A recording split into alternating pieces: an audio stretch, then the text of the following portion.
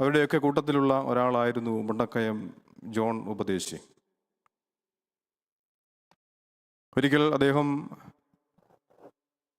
ഒരു സ്ഥലത്ത് സുവിശേഷ പ്രസംഗമൊക്കെ കഴിഞ്ഞ് തിരിച്ചു വരുമ്പോൾ എല്ലാവരും വീട്ടിൽ വളരെ ദുഃഖിതരായി ഇരിക്കുകയാണ്. കാര്യം അന്വേഷിച്ചപ്പോഴാണ് അന്ന് സുവിശേഷ വേലയ്ക്കൊക്കെ പോയാൽ അല്ലെങ്കിൽ മറ്റ് ജോലികളൊന്നുമില്ല, സുവിശേഷ വേല മാത്രമാണ് അവരുടെ ഉപജീവന മാർഗം. വലിയ വരുമാനമൊന്നും ഉള്ള കാലമല്ല. വീട്ടിൽ കുഞ്ഞുങ്ങളെ നോക്കണമെങ്കിൽ കൃഷി ചെയ്യണം, ആദായമുണ്ടാക്കണം, അല്ലെങ്കിൽ വീട് പട്ടിണിയായി പോകും. അപ്പോൾ അദ്ദേഹം കണ്ടെത്തിയ മാർഗം അടുത്തുള്ള കൃഷിഭൂമി പാട്ടത്തിനെടുത്ത് കപ്പ കൃഷി ചെയ്യുക. അദ്ദേഹം പ്രസംഗിക്കുന്ന സുവിശേഷത്തോടും ഇദ്ദേഹത്തോടും വിരോധമുള്ള ആളുകൾ ധാരാളം ചുറ്റുപാടുമുണ്ടായിരുന്നു. അപ്പോൾ അങ്ങനെയുള്ള ഒരു സാഹചര്യത്തിൽ ദൂരസ്ഥലത്ത് പല ദിവസങ്ങൾ താമസിച്ച് മടങ്ങി വരുമ്പോഴാണ് ദുഃഖിതരായി കാണപ്പെടുന്ന വീട്ടുകാർ പറയുന്നു, നമ്മുടെ പാകമായ കപ്പകൃഷിയെല്ലാം ആളുകൾ വന്ന് നശിപ്പിച്ചു കളഞ്ഞു. അടുത്ത ഒരു വർഷത്തേക്കുള്ള വരുമാനം കണ്ടെത്തേണ്ട, ഒരു ആദായം ലഭിക്കേണ്ട ഒരു കൃഷിയായിരുന്നു, അതെല്ലാം നശിപ്പിച്ചു കളഞ്ഞു. അപ്പോൾ അദ്ദേഹം അവിടെ നിന്ന് പാടിയ പാട്ടാണ് എന്ന് പറയുന്നത് ഞാൻ പറഞ്ഞ് കേട്ടിട്ടുള്ളത്. ക്രിസ്തീയ ജീവിതം പോൽ ഭാഗ്യം പാരിൽ എന്തുള്ളൂ. ക്രിസ്തീയ ജീവിതം പോൽ ഭാഗ്യം പാരിലെന്തുള്ളൂ. ക്രിസ്തീയ ജീവിതം പോ ഭാഗ്യം പാരിലെന്തുള്ളൂ. ഇന്നലെ പ്രിയപ്പെട്ട George Cherian sir the principles of living Christian life, അതിനെക്കുറിച്ചാണ് നമ്മളെ ഓർമ്മിപ്പിച്ചത്. ഇങ്ങനെയുള്ള ആളുകളുടെയൊക്കെ ജീവിതം മുണ്ടക്കയം ജോൺ ഉപദേശിയെ പോലെയും സാധു കൊച്ചുകുഞ്ഞ് ഉപദേശിയെ പോലെയുള്ള ആളുകളുടെ ജീവിതം നമ്മെ പഠിപ്പിക്കുന്നു. It is very difficult to lead a Christian life based on Christian principles. പ്രിൻസിപ്പിൾസിൽ, തത്വത്തിൽ, ചില ഫിലോസഫീസിൽ അടിസ്ഥാനമായ ക്രിസ്തീയ ജീവിതം നയിക്കുക എന്ന് പറയുന്നത് ഇറ്റ്സ് വെരി ഡിഫിക്കൽട്ട്, വളരെ പ്രയാസമുള്ള ഒരു കാര്യമാണ്. ഇന്ന് രാവിലെ ഉപവാസ പ്രാർത്ഥനയിൽ ജോർജ് ചെറിയാൻ സാറെ പ്രസംഗിച്ചപ്പോൾ അദ്ദേഹം പറഞ്ഞു, നമ്മൾ ക്ഷമയെക്കുറിച്ചും വിനയത്തെക്കുറിച്ചും ത്യാഗത്തെക്കുറിച്ചുമൊക്കെ സംസാരിക്കും. അത് പറഞ്ഞതിന് ശേഷം പുറത്തോട്ട് ഇറങ്ങുമ്പോൾ, ഒരു സാഹചര്യം ഉണ്ടാകുമ്പോൾ എങ്ങനെ നമ്മൾ ക്ഷമിക്കും? It is not our actions but reactions reveal who you are. നമ്മുടെ പ്രവൃത്തിയല്ല, നമ്മുടെ പ്രതികരണമാണ് നമ്മൾ ആരാണെന്ന് വെളിവാക്കുന്നത്. അതുകൊണ്ട് പ്രിൻസിപ്പിൾസിൽ അടിസ്ഥാനപ്പെട്ട ക്രിസ്തീയ ജീവിതം നയിക്കാൻ നമുക്ക് സാധിക്കണം. നമ്മളെല്ലാവരും ക്രിസ്ത്യൻസാണ്, അല്ലേ? By virtue of our birth. നമ്മുടെ ജന്മം കൊണ്ട് നമ്മളെല്ലാവരും ക്രിസ്ത്യാനികളാണ്. എന്നാൽ പ്രിൻസിപ്പിൾസിൻ്റെ അടിസ്ഥാനത്തിൽ are we followers of Christ? ആ ഒരു ചോദ്യം വളരെ പ്രസക്തമാണ്. ആ ഒരു ചോദ്യം നമ്മുടെ മനസ്സിൽ ഈ ദിവസങ്ങളിൽ കൂടുതൽ ഉച്ചത്തിൽ കേൾക്കുവാൻ ഇടയായി തീരട്ടെ എന്ന് ഞാൻ ആഗ്രഹിക്കുന്നു, പ്രാർത്ഥിക്കുന്നു. ഇടോ മിഷൻ്റെ 2-ാം ദിവസം കൺവെൻഷൻ യോഗത്തിൽ സംബന്ധിക്കുന്ന എല്ലാവരെയും സ്വാഗതം ചെയ്യട്ടെ. പ്രിയപ്പെട്ട ജേക്കബ് ജോർജ് അച്ഛൻ ഇന്ന് നമ്മളോടൊപ്പം ആയിരിക്കുന്നു. അച്ഛൻ എപ്പോഴും നമ്മളോട് കൂടെയുണ്ട്, എല്ലാ കാര്യങ്ങൾക്കും അച്ഛൻ നമ്മളോട് കൂടെയുണ്ട്. അച്ഛനെ സന്തോഷത്തോടെ സ്വാഗതം ചെയ്യുന്നു. നൈസ് അച്ഛൻ്റെ പുഞ്ചിരിക്കുന്ന മുഖം നമുക്കൊക്കെ എപ്പോഴും സന്തോഷം പകരുന്നതാണ്. അച്ഛനെ സ്വാഗതം ചെയ്യട്ടെ. പ്രിയപ്പെട്ട ഡോക്ടർ ജോർജ് ചെറിയാൻ സാറിനെ, സുമയാൻ്റിയെ സ്വാഗതം ചെയ്യുന്നു.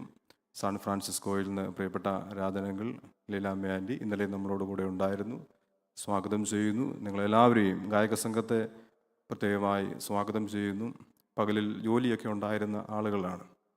ആ ജോലിയിൽ നിന്ന് ഓടി വന്നിട്ടുള്ള ആളുകൾ ഇവിടെ ഇരിപ്പുണ്ട്. 83 വയസ്സ് പ്രായമുള്ള ആൾ തനിയെ വണ്ടി ഓടിച്ച് ഇവിടെ വന്നിരിപ്പുണ്ട്. പ്രിയപ്പെട്ട അപ്പുച്ചാൻ ശാരീരികമായി വളരെ പ്രയാസമുള്ള ആളാണ്, അദ്ദേഹം വന്നിട്ടുണ്ട്. ഗ്രേസിമാമ 2-3 ദിവസമായിട്ട് നടുവേദനയാൽ ഭാരപ്പെടുകയാണ്. ഇവിടെ ഇരിക്കുന്ന പലരും സീനിയേഴ്സാണ്, രാത്രിയിൽ വണ്ടിയൊക്കെ ഓടിക്കാൻ പ്രയാസമുള്ള ആളുകളാണ്. നമ്മുടെ ഇടവകയിലെ വളരെ സൗകര്യമായി വണ്ടി ഓടിച്ച് വരുവാൻ സാധിക്കുന്ന ആരോഗ്യമുള്ള ബലമുള്ള ആളുകളെ ഓർത്ത് ഞാൻ സഹതപിക്കുന്നു. ഈ കൺവെൻഷൻ യോഗം ഇവിടെ നടത്തുമ്പോൾ എൻ്റെ പിന്നിൽ ഒത്തിരി ആളുകളുടെ പ്രാർത്ഥനയുണ്ട്, പല നാളുകളായിട്ടുള്ള കണ്ണുനീരുണ്ട്. ഒരു പ്രസംഗം ഇവിടെ നിന്ന് നിർവഹിക്കുമ്പോൾ അതിൻ്റെ പിന്നിൽ പല നാളുകളായുള്ള പ്രാർത്ഥനയോടെയുള്ള ഒരുക്കമുണ്ട്. അപ്പോൾ വെറുതെയല്ല ഇതിവിടെ ക്രമീകരിക്കപ്പെടുന്നത്. നമ്മെ രൂപാന്തരപ്പെടുത്തുവാനും നമ്മെ സ്വാധീനിക്കുവാനും സാധിക്കുന്നത് ദൈവവചനത്തിന് മാത്രമേ ഉള്ളൂ.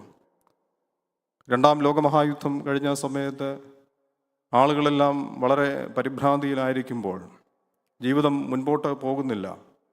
അപ്പോൾ ഇംഗ്ലണ്ടിൽ വളരെ സ്വാധീനമുണ്ടായിരുന്ന ഒരു പ്രഭു, അദ്ദേഹം നടത്തിയ ഒരു പ്രസ്താവന ഇപ്രകാരമാണ്: മനുഷ്യ ജീവിത ചക്രം മുൻപോട്ട് പോകുവാൻ ഗതിയില്ലാതെ പുതഞ്ഞ് അവിടെ കിടക്കുമ്പോൾ ദൈവവചനത്തിന് മാത്രമേ അതിനെ ചലിപ്പിക്കുവാനായിട്ട് സാധിക്കത്തുള്ളൂ. ശക്തമായ ദൈവവചന പ്രഘോഷണത്തിനും ദൈവവചന കേൾവിക്കും മാത്രമേ മനുഷ്യ ജീവിതത്തിൻ്റെ ചക്രത്തെ ചലിപ്പിക്കുവാനായിട്ട് സാധിക്കത്തുള്ളൂ. നമുക്ക് ചലിക്കുന്ന ചക്രങ്ങൾ ഇന്ന് ധാരാളമുണ്ട്. 70,000 വേണോ 80,000 വേണോ എന്നൊക്കെയുള്ള ഒരു സംശയം മാത്രമേ നമ്മുടെ മുൻപിലുള്ളൂ. ജീവിത ചക്രം ചലിക്കുന്നുണ്ടോ? ആ ഒരു ചോദ്യം വളരെ പ്രസക്തമാണ്. അതുകൊണ്ട് ഇന്ന് രാത്രിയിൽ വന്ന നിങ്ങളെല്ലാവരെയും ഗായക സംഘത്തെ പ്രത്യേകം അഭിനന്ദിക്കുന്നു. ജോലി കഴിഞ്ഞ് നിങ്ങൾ വീട്ടിൽ പോകാതെ പോലും വന്നിവിടെ ഇരുന്ന് പാടുന്നവരുണ്ട്. ഒരു പക്ഷെങ്കിൽ നിങ്ങൾ ചോദിച്ചേക്കാം, പാടിൻ്റെത് കൊണ്ട് വന്നതാണല്ലോ എന്ന്. അങ്ങനെയല്ല, നിർബന്ധമൊന്നുമില്ല. അവർ പാടിയില്ലേലും ഇവിടെ ചിലപ്പോൾ നമ്മളെല്ലാം ഒരുമിച്ചിരുന്ന് പാടും. പക്ഷെങ്കിൽ അതവരുടെ ദൗത്യമാണ് എന്നവരെ തിരിച്ചറിഞ്ഞു വന്നു. സ്തോത്രം. അതുകൊണ്ട് ഞാൻ ഇത്രയും പറഞ്ഞ് മറ്റുള്ളവരോട് പോയി നിങ്ങൾ പറയണം. ഞാൻ സാധാരണ ഇങ്ങനൊന്നും പറയാറില്ല, പറയുന്നത് എനിക്കിഷ്ടവുമല്ല. പക്ഷെങ്കിൽ ഇന്ന് ഇങ്ങനെയുള്ള ചില ആളുകളെ കണ്ടപ്പോൾ എനിക്ക് വലിയ പ്രയാസം തോന്നി, അവരെ ഓർത്ത് സന്തോഷം തോന്നി, അവരെ ഓർത്ത് ദൈവത്തിന് സ്തോത്രം ചെയ്യാനായിട്ട് തോന്നി. അതുകൊണ്ട് നമ്മുടെ ജീവിതത്തിൽ നമ്മെ പുതുക്കുന്ന ഈ ദൈവവചനത്തിൻ്റെ മുൻപാകെ അതിൽ നിന്ന് ഒളിച്ചോടുവാനായിട്ട് നമുക്ക് ഇടയായി തീരരുത്. ഇന്നലെ പറഞ്ഞതുപോലെ ഓരോ പ്രസംഗവും ഇതൊരു പ്രൊഫറ്റിക് വേർഡാണ് നമ്മൾ കേൾക്കുന്നത്, പ്രവാചക ശബ്ദമാണ് കേൾക്കുന്നത്. പ്രവാചക ശബ്ദം എന്ന് പറയുന്നത് എപ്പോഴും നമ്മളെ ഇങ്ങനെ ജീവിതത്തെ അത് സന്തോഷിപ്പിക്കുന്നതല്ല. അതെപ്പോഴും നമ്മളെ ക്വസ്റ്റ്യൻ ചെയ്തുകൊണ്ടിരിക്കും. നമ്മുടെ ഉള്ളം നമ്മുടെ ഹൃദയത്തിൽ കത്തിക്കൊണ്ടിരുന്നില്ലയോ എന്ന് 2 ശിഷ്യന്മാർ പരസ്പരം ചോദിച്ചതുപോലെ അതെപ്പോഴും ഇങ്ങനെ നമ്മളെ കത്തിക്കൊണ്ടിരിക്കുന്നതാണ്. ആ കത്തലിലാണ് ചില വെളിച്ചങ്ങൾ നമുക്ക് ലഭിക്കുന്നത്. ആ വെളിച്ചത്തിലാണ് മുൻപോട്ട് പോകുവാനായിട്ട് നമുക്ക് സാധിക്കുന്നത്. ആ ഒരു പ്രകാശം ഈ ദൈവവചന കേൾവിയിൽ കൂടെ നമുക്ക് ലഭിക്കട്ടെ എന്ന് വീണ്ടും ആഗ്രഹിക്കുന്നു. ഒരിക്കൽ കൂടെ എല്ലാവരെയും വളരെ സന്തോഷത്തോടെ സ്നേഹത്തോടെ സ്വാഗതം ചെയ്യുന്നു. ഇപ്പോൾ ഗായക സംഘം വിശുദ്ധിയെ തികച്ച് നാം ഒരുങ്ങി നിൽക്കാം എന്ന പാട്ടിൻ്റെ 1-2 ചരണങ്ങൾ പാടും. അതിനെ തുടർന്ന് പ്രിയപ്പെട്ട ജോർജ് ചെറിയാൻ സാർ നമ്മളോട് സംസാരിക്കും.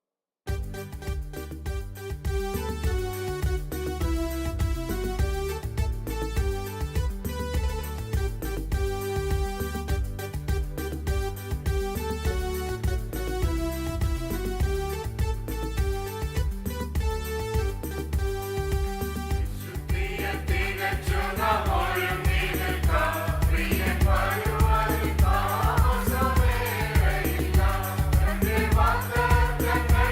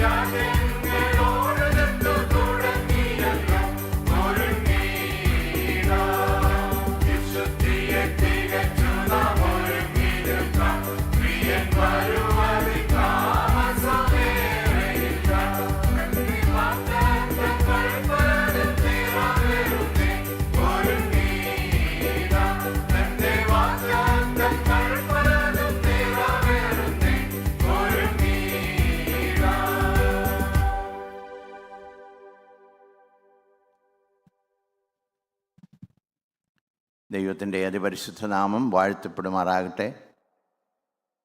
ഇത്രയും ബഹുമാനമുള്ള സാം കെ ഈശോ അച്ഛൻ,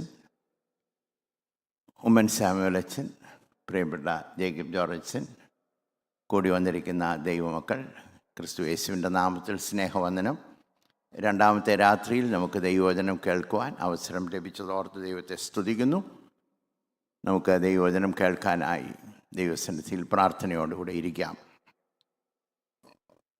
1 ശമൂവേലിൻ്റെ പുസ്തകം 24-ാം അധ്യായം 1 മുതൽ 16 വരെയുള്ള വാക്യങ്ങളാണ് വായിച്ചത്. ക്രിസ്തീയ ജീവിതത്തിൻ്റെ പ്രത്യക്ഷമായിട്ടുള്ള സ്വഭാവ വൈശിഷ്ട്യം നമ്മൾ കാണാനായിട്ട് പോവുകയാണ്. വാസ്തവത്തിൽ ജീവിതത്തിൻ്റെ പ്രതിസന്ധികളിലൊക്കെ വരുമ്പോൾ ഇംഗ്ലീഷ് ഭാഷയിൽ ഇങ്ങനൊരു പ്രയോഗമുണ്ട്, when the rubber meets the road എന്ന്. അതായത് റിയാലിറ്റിയിലോട്ട് ചെന്ന് സ്ട്രൈക്ക് ചെയ്യുമ്പോൾ മാത്രമേ നമ്മുടെ വാസ്തവത്തിലുള്ള ജീവിതത്തിൻ്റെ സ്വഭാവങ്ങൾ പുറത്തു വരത്തുള്ളൂ. ദാവീദിന് ദൈവത്തിൻ്റെ ഹൃദയപ്രകാരമുള്ള ഒരു നല്ല ഹൃദയം ഉണ്ടായിരുന്നു, ദൈവത്തിൻ്റെ ഹൃദയം. എങ്കിലും അദ്ദേഹത്തിൻ്റെ സ്വഭാവം, പുറമേയുള്ള സ്വഭാവം, അതിൽ ആ ഹൃദയത്തിന് ഒത്തവണ്ണമായി തീരാൻ ദൈവം ചില പദ്ധതികളൊക്കെ ക്രമീകരിച്ചു. It's hard to be reflected in his life. ദൈവം അതാണ് നമ്മളിൽ നിന്നും ആഗ്രഹിക്കുന്നത്. പുത്തൻ ഹൃദയം ലഭിച്ചവരൊക്കെയാണ്, പുതുജനനത്തെക്കുറിച്ചൊക്കെ നമ്മൾ അവകാശം പറയുന്നവരാണ്. കർത്താവ് നമുക്ക് തന്ന വീണ്ടെടുപ്പിനായിട്ടൊക്കെ ദൈവത്തിന് സ്തോത്രം. എന്നാൽ ആ വീണ്ടെടുക്കപ്പെട്ട അനുഭവം, ഈ എസ്കേലിൻ്റെ പുസ്തകത്തിലൊരു വാക്യമുണ്ട്, ഞാൻ നിങ്ങൾക്കൊരു പുതിയ ഹൃദയം തരും. ചേർത്തൊരു കാര്യം കൂടെ പറഞ്ഞിട്ടുണ്ട്, എൻ്റെ ആത്മാവിനെ നിങ്ങളുടെ ഉള്ളിലാക്കി. രണ്ടും അടുപ്പിച്ച് പറഞ്ഞിരിക്കുന്ന കാര്യമാണ്. അപ്പോൾ ആ ആത്മാവിനെ ഉള്ളിലാക്കുന്നത് നമ്മുടെ ജീവിതത്തിൽ, നമ്മുടെ ജീവിത സ്വഭാവത്തിൽ കർത്താവിൻ്റെ, ദൈവത്തിൻ്റെ സ്വഭാവം വെളിപ്പെടുത്താൻ നമുക്ക് ദാവീദിൻ്റെ ജീവിതത്തിൽ കൂടെ അതൊന്ന് കാണാനായിട്ട് പോവുകയാണ്. ദാവീദിൻ്റെ ജീവിതത്തിൻ്റെ വൈശിഷ്ട്യങ്ങളൊക്കെ പറയുന്ന സമയത്ത് തന്നെ അദ്ദേഹത്തിൻ്റെ ജീവിതത്തിൽ വീഴ്ചയുണ്ടായി, അതൊരു ശരിയാണ്. എന്നാൽ ഈ മേഖലയിലൊക്കെ ദൈവ സ്വഭാവം, ഗോഡ്ലിനെസ്, ഗോഡ് ലൈക്ക്നെസ് എല്ലാം ഭംഗിയായി വെളിപ്പെടുത്തിയിട്ടുണ്ട്. അത് നമുക്ക് അനുകരിക്കാൻ ഏറ്റവും നല്ല ഒരു നല്ല സാക്ഷ്യമാണ് എന്ന് ഞാൻ ചിന്തിക്കുന്നു. പ്രാർത്ഥിക്കാം. കർത്താവേ, തിരുവചനത്തെ ഞങ്ങൾക്ക് വിഭാഗിച്ചു തരണം, ഞങ്ങളെ നീ അനുഗ്രഹിക്കണം. ഞങ്ങളിപ്പോൾ കേട്ടതുപോലെ ഞങ്ങളുടെ ജീവിതത്തിൽ, ക്രിസ്തീയ ജീവിതത്തിൻ്റെ സൗഭാഗ്യ അവസ്ഥയൊക്കെ ഒന്ന് വെളിപ്പെടുത്താൻ ഞങ്ങൾക്ക് കൃപ തരണം. ഞങ്ങളുടെ നടുവിലായിരിക്കുന്ന അച്ഛന്മാർക്കായി, കർത്താവെ, സുവിശേഷ വേലയിൽ തൽപരരായി പ്രവർത്തിക്കുന്ന എല്ലാ പ്രിയപ്പെട്ടവർക്കായും ഞങ്ങൾ നിനക്ക് സ്തോത്രം ചെയ്യുന്നു, നിന്നെ സ്തുതിക്കുന്നു. ഇടവക മിഷനായി സ്തോത്രം ചെയ്യുന്നു. കർത്താവെ, ഞങ്ങൾ ഇന്ന് ധ്യാനിക്കുന്ന ധ്യാന വിഷയം ഞങ്ങൾക്ക് ഹൃദ്യമാക്കി തരണം. അടിയൻ്റെ അധരത്തിന് ശക്തി, ഹൃദയത്തിന് ശുദ്ധിയും തരണം. ക്രിസ്തു യേശുവിൻ്റെ നാമത്തിൽ തന്നെ.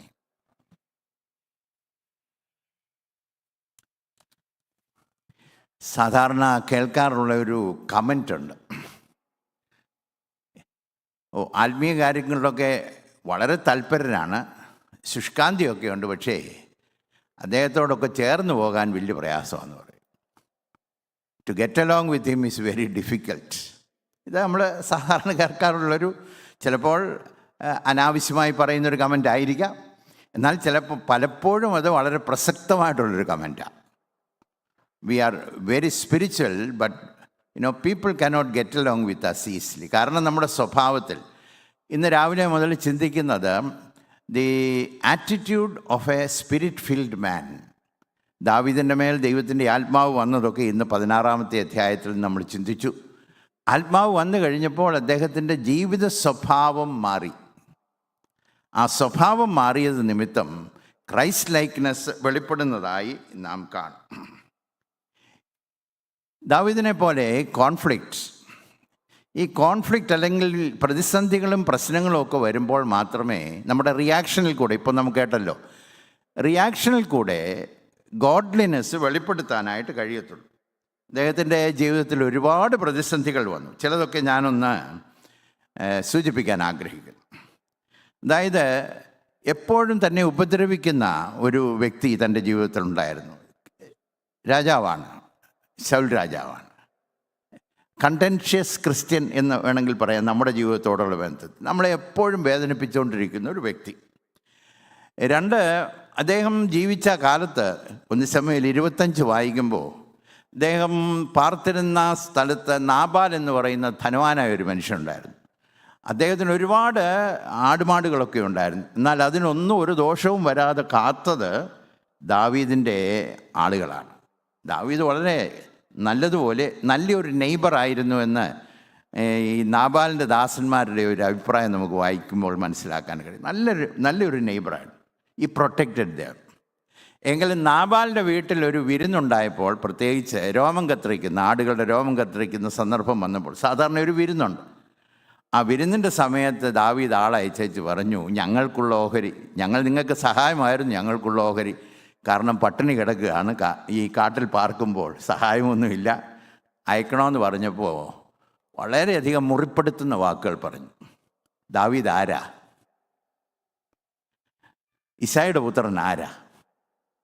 യജമാനന്മാരെ വിട്ടുപോകുന്ന ദാസന്മാർ ധാരാളമുണ്ട്. സർക്കാസ്റ്റിക്, വളരെ കമൻ്റാത്. അതായത് ശൗലിനെ വിട്ടുപോകുന്ന ദാസനാണ് ഇതെന്നാണ് പറഞ്ഞതിൻ്റെ ചുരുക്കം. നമ്മുടെ ഈഗോ ഒക്കെ ചിലപ്പോഴേ ആളുകളുടെ വാക്കുകൾ കുത്തി വേദനിപ്പിക്കും. നമ്മുടെ ഈഗോയെ തൊടുമ്പോൾ എങ്ങനെ പ്രതികരിക്കുന്നു എന്നുള്ളതാണ്. അപ്പോൾ ദാവീദിൻ്റെ ജീവിതത്തിൽ ഇതൊക്കെ റിയാലിറ്റി ആയിരുന്നു. മൂന്നാമത്, അദ്ദേഹത്തിൻ്റെ ജീവിതത്തിൽ ഈ കെയിലയിലെ ആളുകൾ 23-ാമത്തെ അധ്യായം വായിക്കുമ്പോൾ അതിൻ്റെ ആദ്യത്തെ വാക്യങ്ങളിൽ കെയിലയെ ആക്രമിക്കാനായി ഫെലിസ്ത്യർ വന്നപ്പോൾ ദാവീദ് ദൈവത്തോട് ചോദിച്ചു, ഞാൻ പോയി അവരെ സഹായിക്കണം. ദൈവം പറഞ്ഞു, നീ അവരെ പോയി സഹായിക്കണം. അങ്ങനെ കെയിലയിലെ ആളുകളെ ദാവീദ് രക്ഷിച്ചു, ഫെലിസ്ത്യരോട് യുദ്ധം ചെയ്തു. എന്നാൽ ദാവീദ് കെയിലയിലുണ്ടെന്നറിഞ്ഞപ്പോൾ ഈ സഹായം ലഭിച്ച കെയിലയിലെ ആളുകൾ ശൗലിൻ്റെ പക്കൽ ദാവീദിനെ ഒറ്റിക്കൊടുത്തു. അൺഗ്രേറ്റ്ഫുൾനെസ് കേട്ടിട്ടുണ്ടോ? നന്ദിയില്ലായ്മ. നമ്മുടെയൊക്കെ മനസ്സിൽ ഇതൊക്കെ വന്നാൽ കുത്തി വേദനിപ്പിക്കുന്ന വാക്കുകൾ, ഈഗോയെ തൊടുന്ന വാക്കുകൾ, നമ്മളെ എപ്പോഴും ഉപദ്രവിക്കുന്ന അനുഭവം, വളരെ അധ്വാനിച്ച് സഹായിക്കുമ്പോൾ തിരിച്ച് നന്ദികേട് കാണുമ്പോൾ വലിയ പ്രയാസമല്ലേ? ഇതൊക്കെ ജീവിതത്തിൻ്റെ റിയാലിറ്റീസ് ആയിരുന്നു. എന്നാൽ ഇത് കൊടുത്തത് എന്തിനാ? ദാവീദിനെ പ്രത്യേകമായി അനുഗ്രഹിക്കാനാണ്. ഇദ്ദേഹം പാർത്തിരുന്ന സ്ഥലം എന്തുമാത്രം ഞെരുക്കമായിരുന്നെന്നറിയാവോ?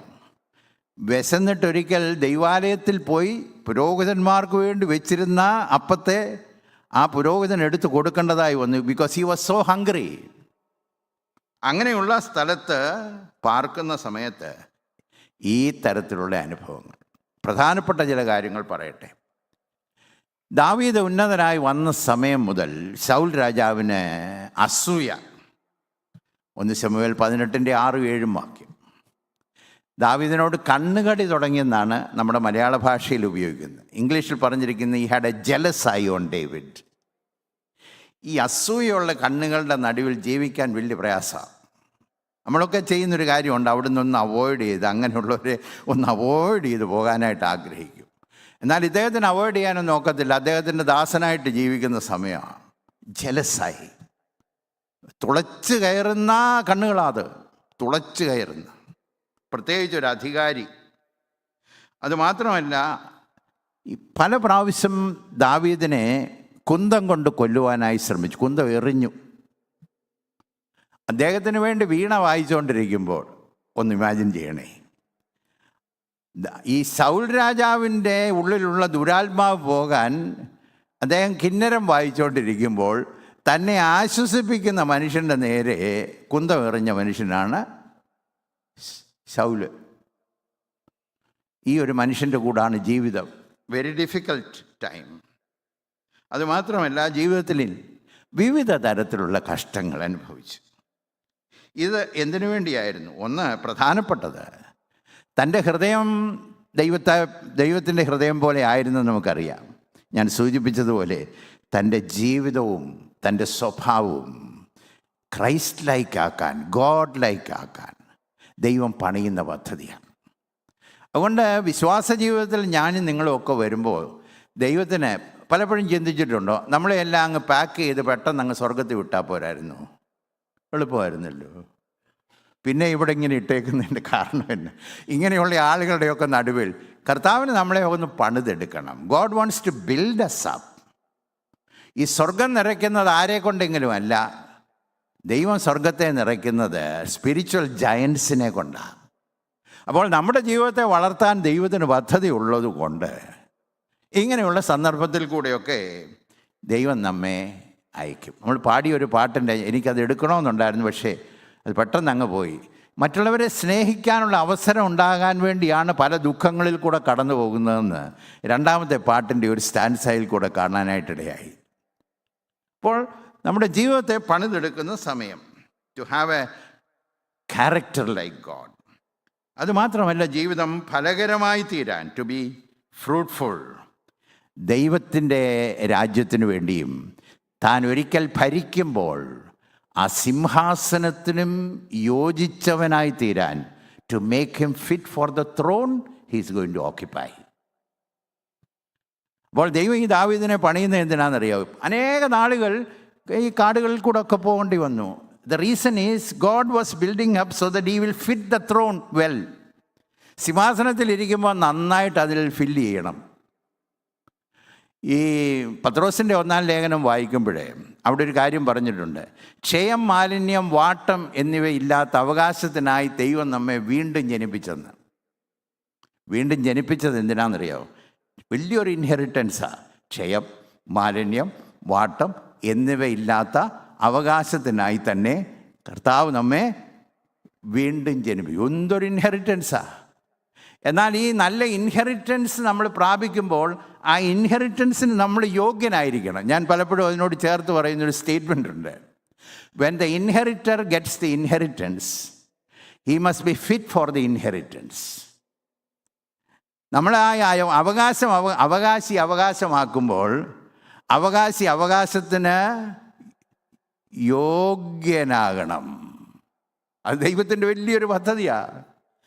അതിനുവേണ്ടി ദൈവം ഒരുക്കുന്നതാണ് ഇതൊക്കെ. അതിനുവേണ്ടി ദൈവം ദാവീദിനെ പണിയുന്നു. എന്നാൽ ഇതിൻ്റെയൊക്കെ നടുവിൽ ദൈവം അദ്ദേഹത്തെ പണിതെടുത്തു എന്ന് നമുക്ക് കാണാൻ കഴിയും. നമുക്ക് നോക്കാം ഓരോ തൻ്റെ ജീവിതത്തിലുണ്ടായ പ്രതിസന്ധികൾ, ഓരോ ക്രൈസിസ്. 24-ാമത്തെ അധ്യായത്തിൽ എൻ ഗതി എന്ന് പറയുന്ന മരുഭൂമിയിൽ കാട്ടാട്ടിൻ പാറകളിൽ താൻ പാർക്കുമ്പോൾ 3-ാമത്തെ അധ്യായത്തിൽ 3-ാമത്തെ വാക്യത്തിൽ ശൗൽ അവിടെ വരുന്നു. എൻഗതിയിൽ ദാവീദ് ഉണ്ടെന്നറിഞ്ഞ പുറകെ 10,000 ആളുകളുമായി വരികയാണ്. 3000 ആളുകളുമായി ദാവീദിനെ നശിപ്പിക്കാനായിട്ട് വരികയാണ്. അതൊന്ന് ഇമാജിൻ ചെയ്ത് നോക്കി.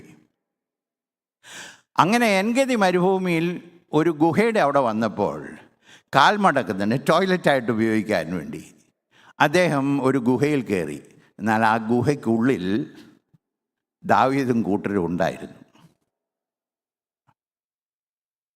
അപ്പോൾ ദാവീദിൻ്റെ കൂടെയുള്ളവർ പറഞ്ഞു, ദൈവം നിനക്ക് ഒരുക്കിയിരിക്കുന്ന നല്ല അവസരമാണ്. നോക്കിക്കാട്ടെ, ഇങ്ങനെ നാം വായിക്കുന്നു. 3-ാമത്തെ വാക്യത്തിൽ ശൗൽ കാൽമടക്കത്തിനായി അതിൽ കടന്ന് ദാവീദും ആളുകളും ഗുഹയുടെ ഉള്ളിൽ പാർത്തിരുന്നു. ദാവീദിൻ്റെ ആളുകൾ അവനോട്, ഞാൻ നിൻ്റെ ശത്രുവിനെ നിൻ്റെ കയ്യിൽ ഏൽപ്പിക്കും, നിനക്ക് ബോധിച്ചതുപോലെ അവനോട് ചെയ്യാമെന്ന് യഹോവ നിന്നോട് അരുളി ചെയ്ത ദിവസം ഇതാ, ദിസ് ഈസ് ഇറ്റ് എന്ന് പറഞ്ഞു. അപ്പോൾ ദാവീദ് എഴുന്നേറ്റ് ശൗലിൻ്റെ മേലങ്കിയുടെ അറ്റം പതുക്കെ മുറിച്ചെടുത്തു. ശൗലിൻ്റെ വസ്ത്രാഗ്രം മുറിച്ചു കളഞ്ഞതുകൊണ്ട് പിന്നത്തേതിൽ ദാവീദിൻ്റെ മനസാക്ഷി കുത്തിത്തുടങ്ങി. അവൻ തൻ്റെ ആളുകളോട്, ഞാൻ യഹോവയുടെ അഭിഷക്തനായ എൻ്റെ യജമാനൻ്റെ നേരെ കൈയെടുക്കുന്നതായി കാര്യം ചെയ്യുവാൻ യഹോവ അനുവദിക്കരുത്. ആളുകൾ പറഞ്ഞു കൊടുത്തു, this is the time, this is the wonderful opportunity. ഇവനെ നശിപ്പിക്കണം. ദൈവം നിൻ്റെ രാജ്യം നിന്നെ ഏൽപ്പിക്കാൻ പോവാ. സിംഹാസനം നിനക്കുള്ളതല്ലയോ?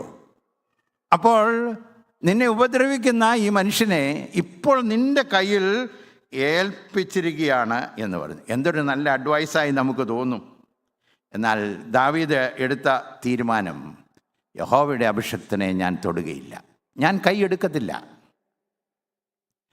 26-ാമത്തെ അധ്യായത്തിൽ അഖീലാക്കുന്നിൽ വന്നപ്പോൾ അവിടെ ഒരു ഓപ്പർച്യൂണിറ്റി കിട്ടി. ശൗലും ആളുകളും അവിടെ കിടന്നുറങ്ങിയായിരുന്നു. അബ്നേർ എന്ന് പറയുന്ന അദ്ദേഹത്തിൻ്റെ നല്ല ഒരു സഹായി കമാൻഡർ, കൂടെ കിടന്നുറങ്ങുകയാണ്. ആ സമയത്ത് ദാവീദും അബീശായിയും കൂടെ, കസിനാണ് കേട്ടോ, തൻ്റെ കൂടെ എല്ലാ കാലത്തും ഉണ്ടായിരുന്നു ഈ നല്ല കസിൻ. അപ്പോൾ അബീശായിയും കൂടെ വരികയാണ്. ഉറങ്ങിക്കിടക്കുന്ന ശൗലിനെ കണ്ടു, അബ്നേറിനെയും കണ്ടു. അപ്പോൾ അബീശായി ഒരു കാര്യം പറഞ്ഞു, ദൈവം നിൻ്റെ ശത്രുവിനെ നിൻ്റെ കയ്യിൽ ഏൽപ്പിച്ചിരിക്കുന്നു. എന്നിട്ട് പറഞ്ഞു, നിനക്ക് കുത്താൻ മനസ്സില്ലെങ്കിൽ ഞാൻ കുത്തിക്കോളാം. അദ്ദേഹം പറഞ്ഞു, ഒരു കാര്യം കൂടെ ഉണ്ട്, ഒന്നേ കുത്തത്തുള്ളൂ, രണ്ടാമത് ഞാൻ കുത്തത്തില്ല. കൊണ്ട് അത്രയും കാണേണ്ട വിഷമമൊന്നും നിനക്ക് വരത്തില്ല, ഒറ്റ കുത്തിന് ഞാൻ അവസാനിപ്പിച്ചോളാം. ദാവീദ് ഉടനെ പറഞ്ഞു, ഞാൻ അവനെ തൊടുകയില്ലെന്ന് മാത്രമല്ല, ഞാൻ അവനെ നിൻ്റെ കയ്യിലും ഏൽപ്പിക്കത്തില്ല. കാരണം അവൻ യഹോവയുടെ അഭിഷിക്തനാണ്. ആത്മനിറവുള്ള മനുഷ്യൻ്റെ റിസ്ട്രെയിൻറ്റ്, അത് പറയാനാണ് ഞാൻ വന്നത്. ഇമോഷൻ അങ്ങനെ നിറഞ്ഞു വരുമ്പോൾ, വികാരമൊക്കെ നിറഞ്ഞു വരുമ്പോൾ എന്തും ചെയ്യാനുള്ള റിയാക്ഷനാണില്ലേ. പ്രത്യേകിച്ച് ഇത്രയും പ്രശ്നം വരുമ്പോൾ, ഫ്രസ്ട്രേറ്റഡ് ആകുമ്പോൾ മനുഷ്യൻ എന്തും ചെയ്യും. എന്നാൽ ആത്മാവിൽ ജീവിക്കുന്ന ദാവീദ് ഇപ്പോൾ അവിടെ അഭിഷേകതൈലം വീണ ആത്മാവിൽ ജീവിക്കുന്ന ഈ ഭക്തൻ ഇത്രമാത്രം പ്രഷറുള്ള, സമ്മർദ്ദമുള്ള സമയത്തും അദ്ദേഹം പറഞ്ഞു, ഞാൻ തൊടുകയില്ല. അപ്പോൾ ഈ പരിശുദ്ധാത്മാ നിറവ് ശക്തീകരിക്കുന്ന മാത്രമല്ല, പരിശുദ്ധാത്മ നിറവെന്ന് പറയുന്നത് നമ്മുടെ ജീവിതത്തിൽ ചില നിയന്ത്രണം കൂടെ തരുന്ന, it gives you control over your emotion. പെട്ടെന്നുള്ളിൽ തോന്നുന്നൊന്നും പറയത്തില്ല, ചെയ്യണമെന്ന് ചിന്തിക്കുന്നതെല്ലാം ചെയ്യത്തില്ല. കാരണം that man is filled with the spirit of God.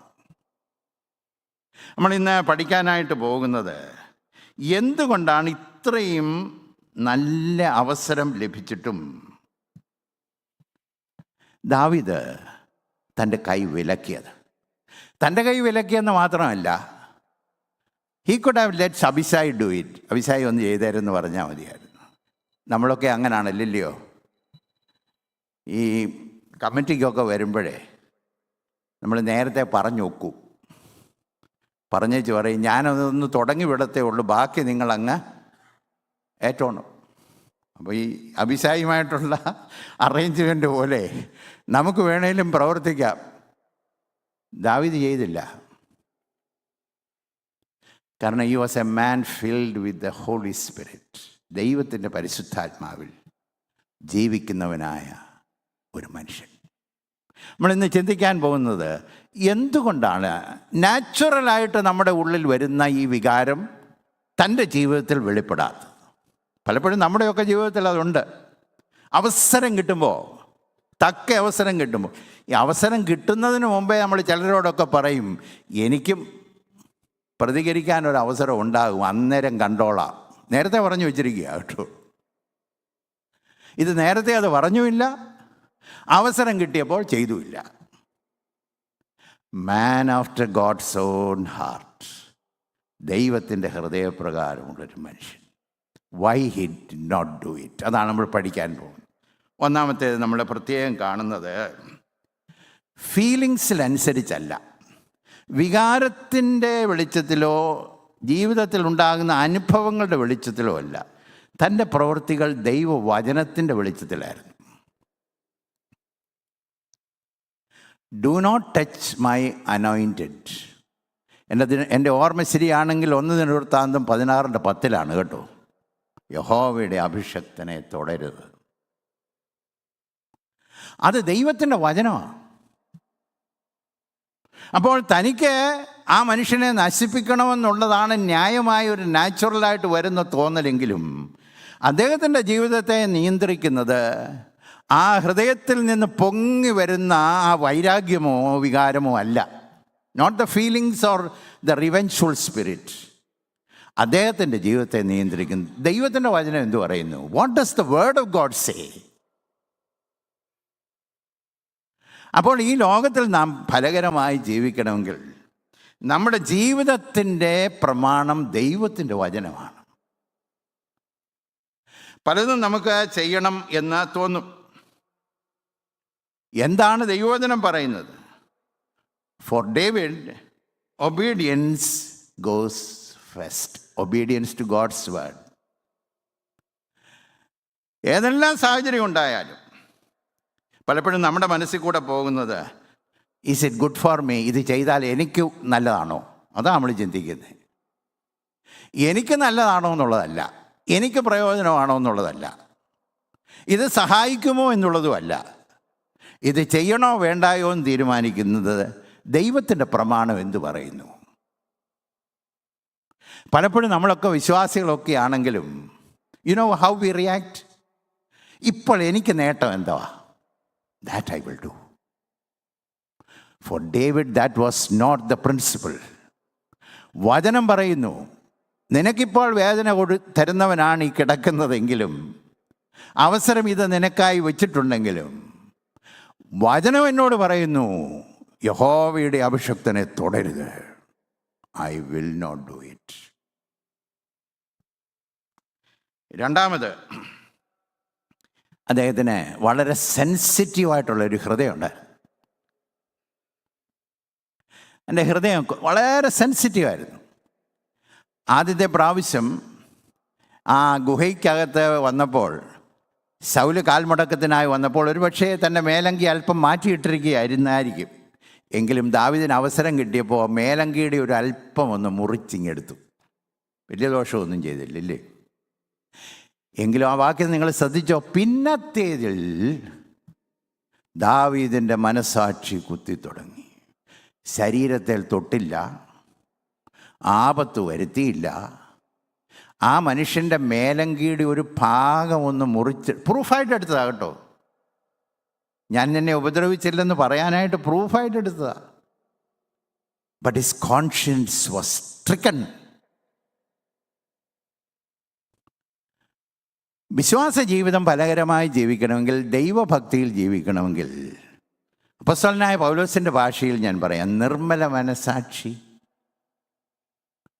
ഈ നിർമ്മല മനസാക്ഷി വരണമെന്നുണ്ടെങ്കിൽ അനുദിനം കേൾക്കുന്നത് അനുദിനം അനുസരിച്ച് പോകണം. ഞാനൊന്നുകൂടെ പറയട്ടെ, അനുദിനം കേൾക്കുന്ന ദൈവശബ്ദം അനുദിനം അനുസരിച്ച് പോകുന്നവർക്കേ നിർമ്മല മനസാക്ഷി വളർത്തുള്ളൂ. അനുസരിക്കാതെ പോയാൽ ഈ മനസാക്ഷി കട്ടി പിടിക്കും. പലരുടെയും മനസാക്ഷിക്കുണ്ടല്ലോ, ഇപ്പോൾ അത്ര വേഗമൊന്നും അത് തൊടത്തില്ല. വളരെ വളരെ വളരെ ശക്തമായ സാഹചര്യം വന്നെങ്കിലേ ഒന്ന് അനങ്ങത്തുള്ളൂ. കാരണം മനസാക്ഷി ഹാർഡൻഡായി. But David's heart very sensitive.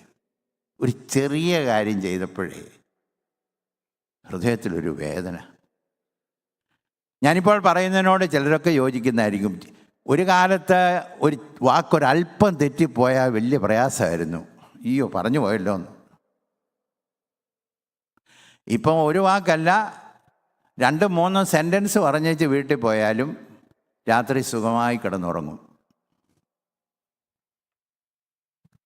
We don't feel it, lost it. ദാവീദിന് അങ്ങനല്ല. അവൻ്റെ മനസാക്ഷി കുത്തിത്തുടങ്ങി. തൻ്റെ ജീവിതത്തിൽ വിജയകരമായി ജീവിച്ചതിൻ്റെ പ്രധാന കാരണമാണ് his heart was always sensitive. ഇതിനാണ് നമുക്ക് മെഡിറ്റേഷൻ്റെ ആവശ്യം. അതിന് ഒരു കാരണം കൂടെ ഉണ്ട്. പലപ്പോഴും നമ്മൾ ചെയ്യുമ്പോൾ, ചില കാര്യങ്ങൾ ചെയ്യാനായി ആഗ്രഹിക്കുമ്പോൾ, നമ്മുടെ മനസ്സിൽ കൂടെ വരുന്ന ആദ്യത്തെ ചോദ്യം, ഈസ് ഇറ്റ് സേഫ്? ഇത് ചെയ്താൽ ദോഷം വല്ലതും വരുമോ? എന്തെങ്കിലും പ്രതിസന്ധി ഉണ്ടാകുമോ? ആദ്യം അത് നോക്കി വെച്ച് ദോഷമൊന്നും വരത്തില്ല, ചെയ്യും. എന്നാൽ മനസാക്ഷിയിൽ കൂടെ പോകേണ്ട ചോദ്യം എന്നാണെന്നറിയാവോ? It's not is it safe, the question is it right? ശരിയാണോ? ഇന്ന് വിശ്വാസ ലോകത്തെ നിയന്ത്രിക്കുന്ന എന്നാണെന്നറിയാവോ? We like to do whatever is safe. ഒന്ന് ആലോചിച്ച് നോക്കിയേ, സേഫ്റ്റി നോക്കിയായിരുന്നെങ്കിൽ യോസേപ്പിന് അന്ന് പാപം ചെയ്യായിരുന്നു. ആ മനുഷ്യൻ അവിടെ ഇല്ല, വാതിലുകളെല്ലാം അടച്ചു, എല്ലാവരെയും ആ സ്ത്രീ പുറത്താക്കി. Very safe. യോസേഫിനെ സംബന്ധിച്ചിടത്തോളം the question is not is it safe. യോസേഫിൻ്റെ ഹൃദയത്തിൽ കൂടെ പോയ ചോദ്യം, ഈസ് ഇറ്റ് റൈറ്റ്? ദാവീദിൻ്റെ മനസ്സിൽ കൂടെ പോയി, ഇത് ഞാൻ ചെയ്യുന്നത് ശരിയാണോ? വസ്ത്രാഗ്രം പോലും മുറിച്ചത് ദൈവത്തിൻ്റെ ദാസൻ്റേതല്ലേ?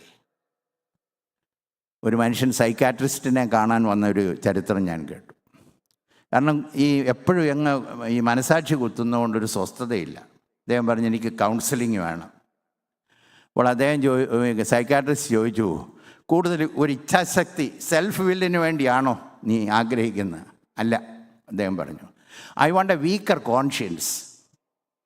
എന്ന് പറഞ്ഞാൽ എന്തോ ചെയ്താലും എൻ്റെ മനസ്സിലൊന്നും തൊടാതിരിക്കത്തക്കവണ്ണം കോൺഷ്യൻസ് അങ്ങ് വീക്കാക്കി തന്നിച്ചാൽ മതി എന്ന്. നമ്മളതിനെക്കുറിച്ച് ചിരിച്ചെങ്കിലും അല്പം ഒന്ന് ചിന്തിച്ച് നോക്കിക്കേ. നമുക്കും ആഗ്രഹം അതല്ലേ? വലിയ വേദന കിട്ടാത്ത ഒരു മനസാക്ഷി. David did the right thing because he kept a very sensitive conscience. ധ്യാനിക്കുകയും പ്രാർത്ഥിക്കുകയും ദൈവസന്നിധിയിൽ ഇരിക്കുകയും ചെയ്യുന്ന വിശ്വാസിക്ക്. ഇപ്പോൾ ഈ പറഞ്ഞ കാര്യങ്ങളൊന്നും ഇപ്പം നമുക്കെല്ലാം ഫോറിനാണ്. ധ്യാനം വല്ലവരും നടത്തിയാൽ പോയി ഇരിക്കുമെന്നല്ലാതെ നമ്മൾ ധ്യാനിക്കുമോ? Devotion, if you really love the Lord, you will have time of devotion. പാടുന്ന പാട്ടിപ്പോൾ ഞാൻ പറയാം. യേശുവോട് ചേർന്നിരിപ്പത് എത്ര മോദമാണെന്നാണ് പറയുന്നില്ലയോ? ഒരു മിനിറ്റ് ഇരിക്കുമ്പോഴത്തേക്ക് എങ്ങനെയും എഴുന്നേറ്റ് പോയാൽ മതി എന്നുള്ളതാണ്. We don't like it. ദൈവത്തോട് അടുത്തിരിക്കണം, ദൈവത്തോട് ചേർന്നിരിക്കണം. ദൈവത്തിൻ്റെ ആത്മാവ് നമ്മുടെ ഉള്ളിലേക്ക് പ്രവേശിക്കണം, ശക്തമായി പ്രവേശിക്കണം. രണ്ട് കാര്യം നാം കണ്ടു. മൂന്നാമത്, സോഷ്യൽ പ്രഷറിന് കീഴ്പ്പെടാത്തൊരു മനുഷ്യനായിരുന്നു ദാവീദ്. അടുത്തിരുന്നവരൊക്കെ ആലോചന പറഞ്ഞു കൊടുത്തു. ആലോചന നിങ്ങൾ കേട്ടില്ലയോ? നിൻ്റെ ശത്രുവിനെ നിൻ്റെ കയ്യിൽ ഏൽപ്പിച്ചിരിക്കുന്നു, നിൻ്റെ ഹിതം പോലെ അവനോട് പ്രവർത്തിച്ചോളാൻ. ഞാൻ ആ വാക്യം ഒന്ന് വായിക്കട്ടെ. ഇങ്ങനെയാണ് നാം വായിക്കുന്നത്, നിൻ്റെ ശത്രുവിനെ നിൻ്റെ കയ്യിൽ ഏൽപ്പിക്കും. 4-ാമത്തെ വാക്യം, നിനക്ക് ബോധിച്ചതുപോലെ അവനോട് ചെയ്യാവുന്നു. ദാവീദ് അത് സ്വീകരിച്ചില്ല. ഇത് പറഞ്ഞതേ നാട്ടുകാരല്ല, ഇത് പറഞ്ഞ ആരാന്നറിയാവോ? കാട്ടിൽ പാർക്കുന്ന ദാവീദിനോട് ചേർന്ന് ജീവിക്കാൻ തങ്ങളുടെ ജീവിത സുഖങ്ങളെല്ലാം വിട്ട് ഈ ബലഹീനനായ മനുഷ്യൻ്റെ കൂടെ നിൽക്കാനായി എല്ലാം വിട്ടു വന്ന ലോയലായിട്ടുള്ള ആളുകളാണ്. നമ്മൾ സാധാരണ പറയുന്ന ഒരു കാര്യം ഇപ്പം ഞാൻ പറയാം, അവർ പറയുമ്പോൾ എങ്ങനെയാ ചെയ്യാതിരിക്കുന്നത്? അത്രമാത്രം നമ്മളെ സഹായിച്ചവരല്ലേ, നമ്മുടെ കൂടെ നിന്നവരല്ലേ. എല്ലാം വിട്ട് തനിക്ക് വേണ്ടി ജീവിക്കുന്ന ലോയൽ പീപ്പിളായിരുന്നാലും, അബിശായി ആരാന്നറിയാവോ? തനിക്ക് വേണ്ടി യുദ്ധം ചെയ്തവനാ, ദാവീദിന് പകരം നിൽക്കുന്നവനാ, ദാവീദിനെ ഡിഫെൻഡ് ചെയ്യുന്നവനാ. അപ്പോൾ അബിശായി പറയൂ, അവൻ പറയുമ്പോൾ എങ്ങനെയാ ഞാൻ ചെയ്യാതിരിക്കുന്നത്? നോ, ആര് പറഞ്ഞാലും I will not do it. ആ ഭാഗം ശ്രദ്ധിച്ചു നോക്കി. അങ്ങനെ ഒരു വാക്യം ഇല്ല കേട്ടോ. ഈ ആലോചനക്കാർക്കൊരു വലിയ സാമർഥ്യമുണ്ട്. വാക്യങ്ങളുടെ ചില ഭാഗങ്ങളെല്ലാം കൂടെ വാക്യങ്ങളില്ലാത്തതിനോടുകൂടെ ചേർത്ത് നമ്മളോട് പറയുമ്പോൾ നമ്മുടെ കേൾക്കും, നമ്മൾ ചിന്തിക്കും ഇത് ദൈവത്തിൻ്റെ വചനമാണ്. നിനക്ക് ബോധിച്ചതുപോലെ അവനോട് ചെയ്യാമെന്ന് വേദപുസ്തകത്തിൽ ഒരു സ്ഥലത്തും പറഞ്ഞിട്ടില്ല. പക്ഷേ ശത്രുവിനെ ഏൽപ്പിക്കും, അതുകൊണ്ടൊരു ഭാഗത്ത് ശത്രുവിനെ ഏൽപ്പിക്കുമെന്ന്. അപ്പോൾ അത്രയും മാത്രം ഇങ്ങോട്ട് അടർത്തി ഇങ്ങോട്ട് എടുത്തിട്ട് ബാക്കിയുള്ളതോടെ ചേർത്ത് പറയുമ്പോൾ കേൾക്കുന്ന വിശ്വാസിക്ക് തോന്നുന്നു ഇത് സാക്ഷാൽ ദൈവവചനമാണ്. വചനം അറിയുന്നവൻ തിരിച്ചറിഞ്ഞു. നിന്റെ ന്യായപ്രമാണം എനിക്ക് പ്രിയമാകുന്നു എന്ന് പറഞ്ഞൊരു മനുഷ്യനാണ് ദാവീദ്, ഇല്ലയോ? അത് മനസ്സിലാക്കിയ മനുഷ്യൻ പറഞ്ഞു, ഇങ്ങനൊരു വാചകം അതിനകത്തില്ല. So even though social pressure came, he did not yield it. അതിനകത്ത് വേറൊരു കാര്യം കൂടെ, ശ്രദ്ധേയമായൊരു കാര്യമുണ്ട്. അവിടെ അവർ പറഞ്ഞ കാര്യം എന്നാണെന്നറിയോ? നിന്റെ ശത്രുവിനെ നിന്റെ കയ്യിൽ ഏൽപ്പിക്കും. ശൗലിനെ സംബന്ധിച്ചിടത്തോളം ദാവീദ് ശത്രുവായിരുന്നു, കറക്റ്റ്. പക്ഷെ ദാവീദിനെ സംബന്ധിച്ചിടത്തോളം ശൗൽ ശത്രു അല്ല. For Saul David was an enemy, but for David Saul is never his enemy.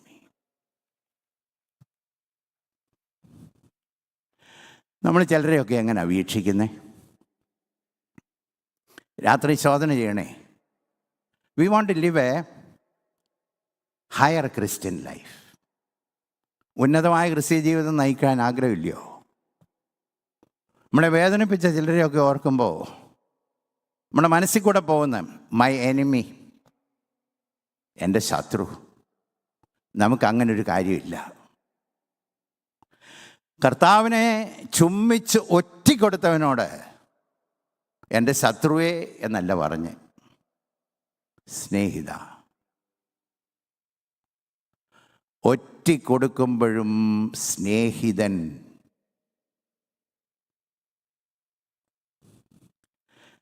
അപ്പോൾ ദൈവത്തിൻ്റെ വചനം നമ്മെ പഠിപ്പിക്കുന്നത് എന്താണെന്നറിയാമോ? We can live Christian life on a very high plane, higher plain.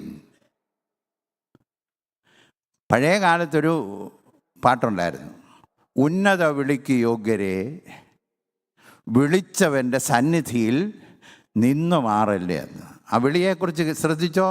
ഉന്നത വിളിക്ക് യോഗ്യരെ. അപ്പോൾ കർത്താവ് നമ്മെ വിളിച്ചിരിക്കുന്നത് to live that level of Christian life. ദാവീദ് പറഞ്ഞു, എനിക്കവൻ ശത്രു അല്ലല്ലോ, അതുകൊണ്ട് ഞാൻ അവനെ സ്പർശിക്കത്തില്ല. 4, സാഹചര്യം അനുകൂലമാകുമ്പോൾ ദൈവഹിതമാണെന്ന് ഇൻ്റർപ്രറ്റ് ചെയ്യരുത്. ഒന്നുകൂടെ ഞാൻ പറഞ്ഞോട്ടെ. സാഹചര്യം അനുകൂലമായി വരും, ആ ദൈവത്തിന് സ്തോത്രം, കർത്താവ് ഒരുക്കിയതാണെന്നില്ലേ? നോ, എല്ലാ അനുകൂല സാഹചര്യവും ദൈവം ഒരുക്കിയതല്ല. നമുക്കൊരു കാര്യം ചിലയിടത്തൊന്ന് എടുക്കണമെന്നുണ്ട്, എല്ലാവരും കാണുമ്പോൾ എങ്ങനെ എടുക്കുന്നതെന്നൊരു ചിന്തയുണ്ട്. പക്ഷേ അവിടെ ചെന്നപ്പോൾ ആരുമില്ല. പ്രൈസ് ദ ലോർഡ്, ഇല്ല.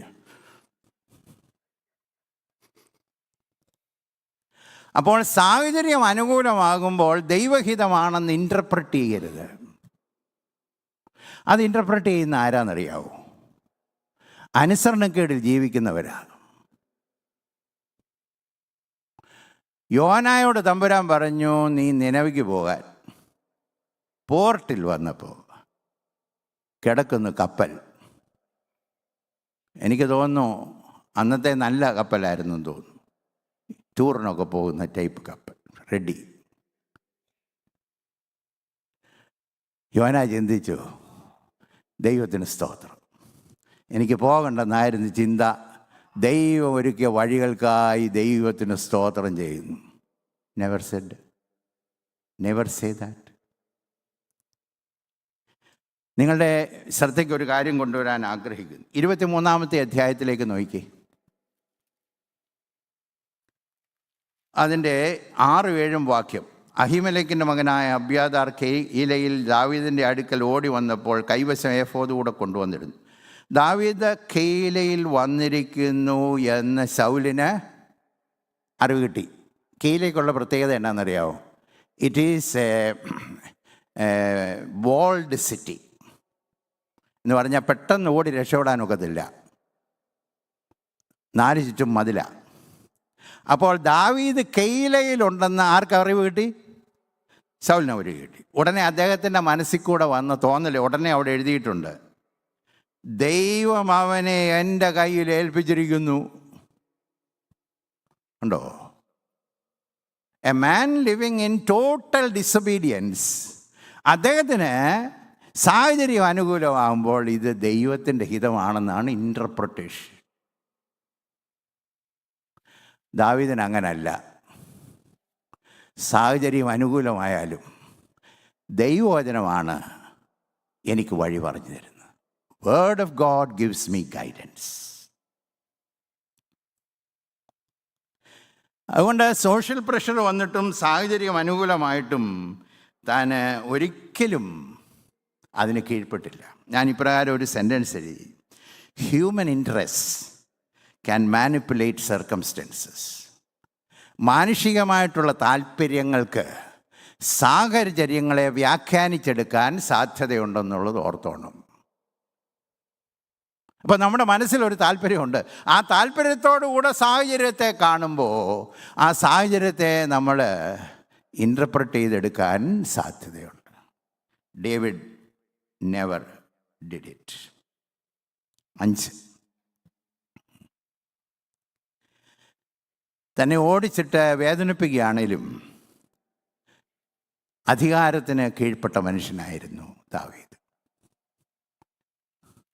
ഇന്ന് രാവിലെ നമ്മൾ പഠിച്ചൊരു കാര്യമുണ്ട്, സബ്മിഷൻ ടു അതോറിറ്റി. ദൈവകൃപയുടെ ഒരു ലക്ഷണമാണ്.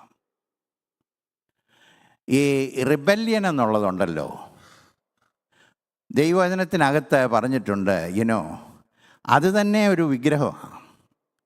It's an idolatry in itself, rebellion.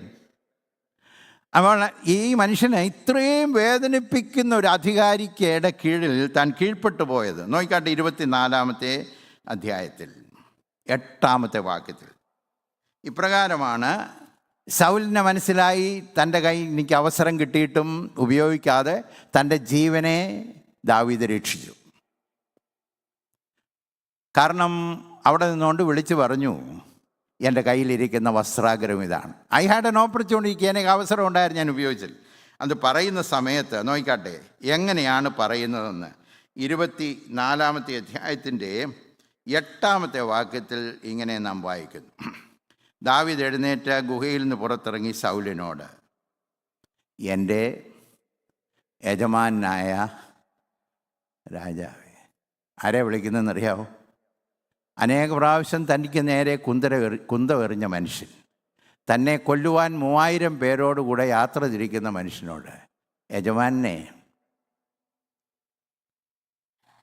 രാജാവേ. വാചകം ശ്രദ്ധിക്കണേ. Saul was not a good king, yet he was the king. Saul നല്ല രാജാവല്ല, എങ്കിലും രാജാവാണ്. എല്ലാ അധികാരങ്ങളും ദൈവത്തിൽ നിന്നുള്ളതാകുന്നു. സബ്മിഷൻ. ദൈവത്തിൻ്റെ പ്രമാണത്തിന് തെറ്റാത്ത എല്ലാ കാര്യങ്ങൾക്കും, അത് ശ്രദ്ധിച്ചല്ല വാചകം ഇല്ലേ, ദൈവത്തിൻ്റെ വചനത്തിൻ്റെ പ്രമാണങ്ങൾക്ക് വിരുദ്ധമായിട്ടില്ലാത്ത എല്ലാ പ്രമാണങ്ങൾക്കും നാം എല്ലാവരും കീഴ്പ്പെടാൻ ബാധ്യസ്ഥരാണ്. Everything that is according to the word of God. എൻ്റെ യജമാനെ, എൻ്റെ രാജാവേ. തീർന്നില്ല, ഒരു കാര്യം കൂടെ നോക്കിക്കാട്ടെ. 11-ാമത്തെ വാക്യത്തിൽ നിങ്ങൾ ആ ഭാഗം കണ്ടെന്ന് തോന്നുന്നു. എൻ്റെ മൈ ഫാദർ. തെറ്റുണ്ടോ അതിനകത്ത്? അമ്മായിയപ്പനാ കേട്ടോ. സൗല് ദാവീദിൻ്റെ അമ്മായിയപ്പന, മകളെ താൻ വിവാഹം കഴിച്ച. So he called him father. വൈരാഗ്യം ഉണ്ടാകുന്ന സമയത്ത് ഇപ്പം നമ്മുടെ മനസ്സിൽ കൂടെ ചിലരെയൊക്കെ വിളിച്ചതേ, ആ പേരൊന്ന് മനസ്സിലോർത്താൽ മതി. ഒരു നല്ല ശതമാനം ആളുകളും അവനെന്നേ ആദ്യം പറയത്തുള്ളൂ, ഇല്ലയോ? പേര് ചേർത്ത് പോലും പറയത്തില്ല. അവൻ, ദുഷ്ടൻ, ദോഷി. പിന്നീടുള്ളത് പലതുണ്ടാകാൻ സാധ്യതയുണ്ട്. പരസ്യമായും രഹസ്യമായും നമ്മളവരെ വിളിക്കും.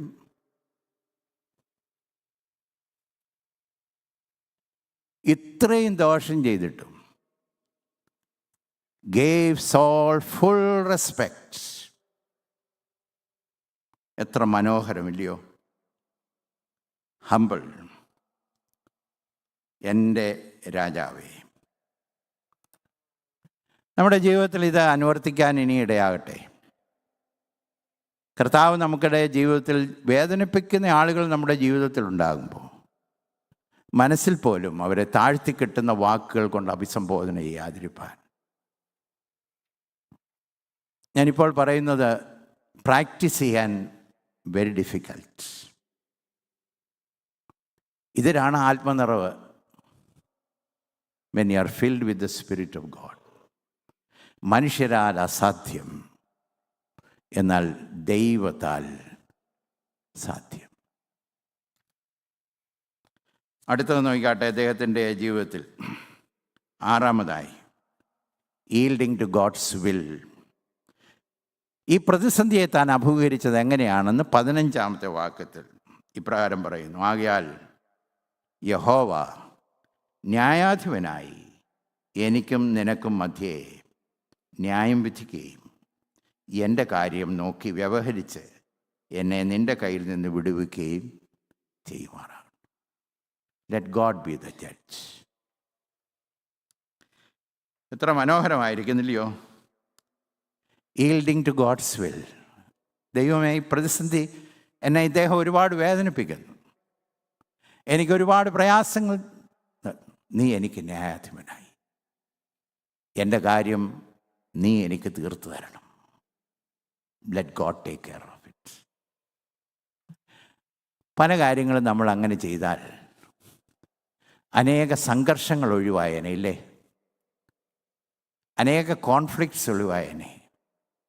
അനേക സംസാരങ്ങൾ നമ്മുടെ നാവിൽ നിന്ന് വരാതെ കാത്തേനെ. ജീവിതത്തിൽ പ്രയാസം ഉണ്ടാകുമ്പോൾ ദൈവത്തോട് പറയണം, കർത്താവേ, ഈ വ്യവഹാരം നീ എനിക്ക് തീർത്തു തരണം. ദൈവം നല്ല ന്യായാധിപനാണോ?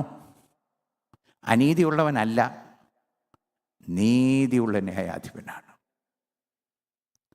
നമ്മുടെ കാര്യം തീർത്തു തരാൻ കഴിവുള്ളവനാണ്. ബോവസിനെ കുറിച്ച് അമ്മാവിയമ്മ രൂത്തിനോട് പറയുന്ന ഒരു കാര്യം കൂടെ ഉണ്ട്. ഇപ്രകാരമാണ് പറഞ്ഞിരിക്കുന്നത്: മകളെ, നിൻ്റെ കാര്യം ഇത് തീർത്തു തരുന്നവരെ ആ യജമാനനുണ്ടല്ലോ വിശ്രമിക്കത്തേയില്ല. ഇന്ന് ഞാൻ ഈ വചനങ്ങൾ പറയുമ്പോൾ ജീവിതത്തിൽ ഇതുപോലെയുള്ള പ്രശ്നങ്ങൾ സ്വന്തം ഭവനത്തിലും ചുറ്റുപാടിലും ജോലിസ്ഥലത്തും സമൂഹത്തിലും ഒക്കെ അനുഭവിക്കുന്നവരുണ്ടെങ്കിൽ, let God be the judge. കാര്യം തീർത്തു തരാൻ കഴിവുള്ളവനാണ് നമ്മുടെ ദൈവം. അവൻ വിശ്വസ്തനാണ്. He will never fail you. പലപ്പോഴും നമ്മളോർക്കും നമുക്ക് വേണ്ടി പ്രവർത്തിക്കാൻ കഴിയുമോ, നമ്മളെ സഹായമൊക്കെ ഒന്ന് ആലോചിച്ച് വെക്കും. എൻ്റെ മനസ്സിൽ കൂടെ പെട്ടെന്ന് വരുന്നത്, യോസേപ്പ് പാനപാത്രവാഹനോട് പറഞ്ഞു, നിൻ്റെ കാര്യമൊക്കെ തീരാൻ പോവാ, നീ അവിടെ ചെല്ലുമ്പോഴേ എൻ്റെ കാര്യം ഒന്ന് പറഞ്ഞേക്കണേ എന്ന്. അവനും മറന്നുപോയി. എന്നാൽ മറന്നു പോകാത്തൊരു ദൈവമുണ്ട്. വർഷങ്ങൾ കാരാഗ്രഹത്തിൽ കിടന്നാൽ the Lord will remember. The Lord will remember. അതുകൊണ്ട് എത്ര മനോഹരമായി. ഒരു പക്ഷേ may be in your own home you are going through very very very tough situation. ചില സമയത്ത് വരുമ്പോൾ റിയാക്ട് ചെയ്തേ ഒക്കൂ എന്ന് ചിലപ്പോഴൊക്കെ അങ്ങ് തോന്നും, ഇല്ലയോ? Trust God. ഹാൻഡിൽ ചെയ്യാൻ കഴിയുന്നൊരു ദൈവമുണ്ട്. തീർപ്പ് കൽപ്പിക്കാൻ കഴിയുന്നൊരു ന്യായാധിപനുണ്ട്. തീർത്ത് തരുന്നവനായൊരു ദൈവവുമുണ്ട്. ആ ദൈവം വിശ്വസ്തനായ ദൈവമാകും. ഏഴാമത്, putting everything in God's hands. 26-ാമത്തെ അധ്യായത്തിൻ്റെ 10-ാമത്തെ വാക്യം ഞാൻ വായിക്കാൻ ആഗ്രഹിക്കുന്നു. അബിശായി പറഞ്ഞു, ഞാൻ കൊന്നേക്കാം, ഒരു കുത്തേ കുത്തത്തുള്ളൂ. 9-ാമത്തെ വാക്യത്തിൽ. അപ്പോൾ 8-ാമത്തെ വാക്യത്തിൽ പറഞ്ഞു, ഒരു കുത്തായിട്ട് കുത്തട്ടെ, രണ്ടാമത് കുത്തുകയില്ല എന്ന് പറഞ്ഞു. ദാവീദ് അബിശായോട് 26:9 അവനെ നശിപ്പിക്കരുത്. യഹോവയുടെ അഭിഷിക്തൻ്റെ മേൽ കൈവച്ചിട്ട് ആര് ശിക്ഷ അനുഭവിക്കാതെ പോകും? അടുത്ത യഹോവ അവനെ സംഹരിക്കും. അല്ലെങ്കിൽ അവൻ മരിപ്പാനുള്ള ദിവസം വരും, അല്ലെങ്കിൽ അവൻ പടയ്ക്ക് ചെന്ന് നശിക്കും. ഞാൻ യഹോവയുടെ ഭക്തൻ്റെ മേൽ കൈവെക്കത്തില്ല. God has set a time. അപ്പോൾ ദൈവത്തിൻ്റെ കരത്തിൽ, ശ്രദ്ധിച്ചോണേ, ദൈവത്തിൻ്റെ സമയത്തിന് വേണ്ടി ഏൽപ്പിക്കണം. നമുക്ക് പലപ്പോഴും പ്രയാസം എന്നാണെന്നറിയാമോ? അത് കാത്തിരിക്കാനുള്ള പ്രയാസമാണ്. മനസ്സിൽ കൂടെ പോകുന്നത് എന്നാണെന്നറിയാം? ഹൗ ലോങ് ലോഡ്, എത്ര നാളായി ഇത് ഞാൻ സഹിക്കുന്നില്ലേ? In God's time, in God's time. ദൈവത്തിൻ്റെ സമയത്ത് ചെയ്യുമ്പം നന്നായി ദൈവം ചെയ്യും. ആ കർത്താവ് നമുക്ക് വേണ്ടി ജീവിക്കുന്നു. ഇനി അതിൻ്റെ മറുവശം കൂടെ ഒന്ന് പറഞ്ഞ് ഞാൻ അവസാനിപ്പിക്കാൻ ആഗ്രഹിക്കുന്നു. ശൗലിനെ ദാവീദ് കൊല്ലുകയോ കൊല്ലാൻ അനുവദിക്കുകയോ ചെയ്തിരുന്നെങ്കിലോ, സപ്പോസ് ദാവീദ് ഒരു പക്ഷേ രാജാവായനെ, സാഹചര്യം കൊണ്ട്, ദൈവത്തിൻ്റെ വഴിയിലല്ല, സാഹചര്യം കൊണ്ട്. എന്നാൽ എന്ത് സംഭവിക്കുമായിരുന്നു എന്ന് 7 കാര്യം പറയാൻ പോവാ. 1, ദൈവത്തിൻ്റെ ഒരു ദാസനെ അവൻ നശിപ്പിച്ചേനെ. Saul is whose property? ആരുടേതാ ശൗല്? യജമാനൻ്റേതാ.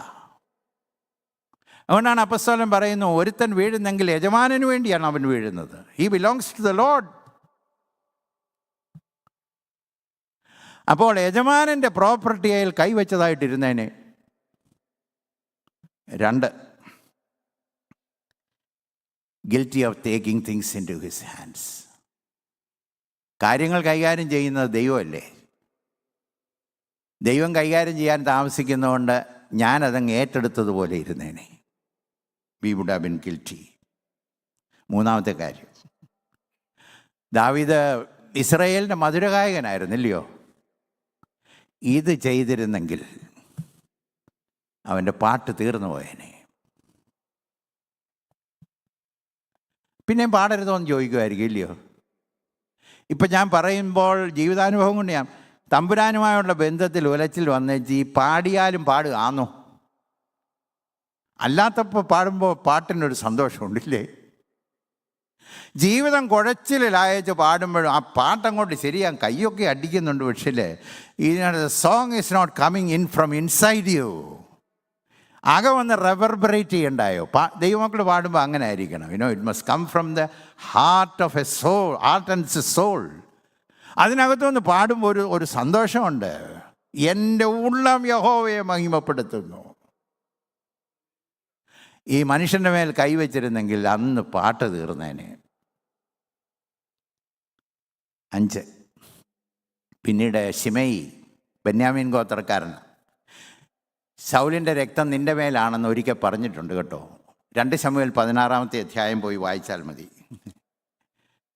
അന്ന് അപവാദം പറഞ്ഞതാ. ശൗലിൻ്റെ രക്തം ചൊരിഞ്ഞത് നീയാണെന്ന് ശിമെയി പറഞ്ഞു. കൊന്നിരുന്നേലുണ്ടല്ലോ, അവൻ പറഞ്ഞപ്പോൾ ഹൃദയം കുത്തിയേനെ. അവൻ ചെയ്യാഞ്ഞതുകൊണ്ടാണ്. ശിമെയി ശപിച്ചപ്പോൾ അന്നേരവും കൂടെയുള്ള അഭിഷായി ഒക്കെ പറഞ്ഞു, ഇവനെ അങ്ങ് നശിപ്പിച്ചേക്കാം. ഏതാ ഈ ഇപ്പോൾ ശാപവാക്ക് പറയുന്നവനെ? ദാവീദ് പറഞ്ഞു, അവൻ ശപിച്ചോട്ടെ. അവൻ ശപിച്ചാൽ അവൻ്റെ ശാപത്തെ എനിക്ക് അനുഗ്രഹമാക്കുന്നൊരു ദൈവമുണ്ട്. David knew the secret of Christian life, ഇല്ലയോ? എൻ്റെ കാരണം അവൻ ചെയ്തില്ലല്ലോ. He did not shed the blood. 5, ഈ അഭിഷായി പറഞ്ഞു, ഞാനങ്ങ് കുത്തിയേക്കാൻ, നീ അങ്ങ് സമ്മതിച്ചാൽ മതിയെന്ന് കേട്ടോ.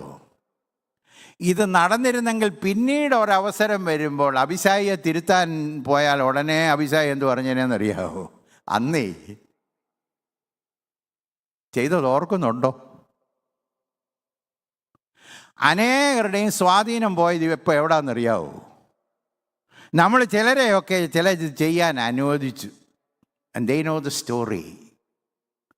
Because they know the story, now we cannot influence them.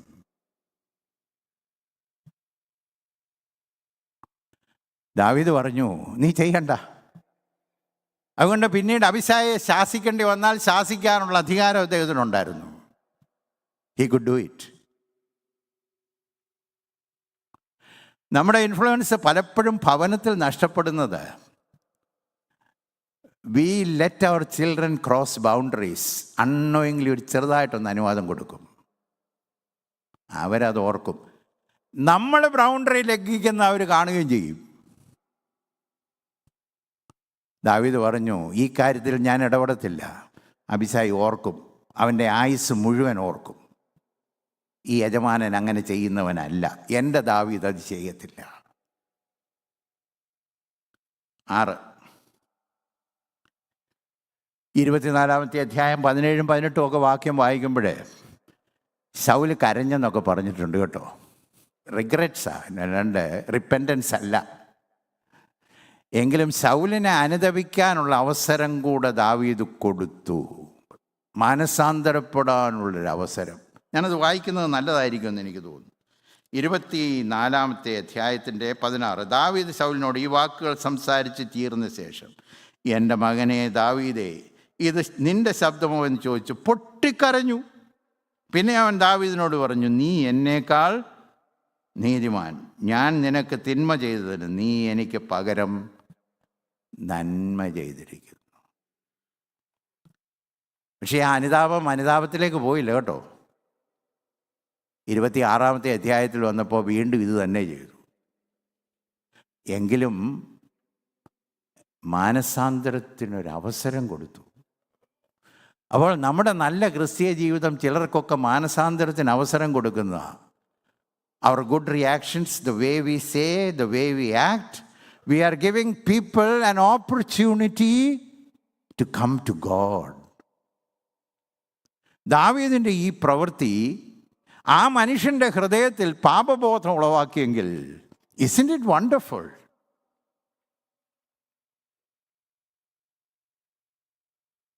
അവസാനമായി,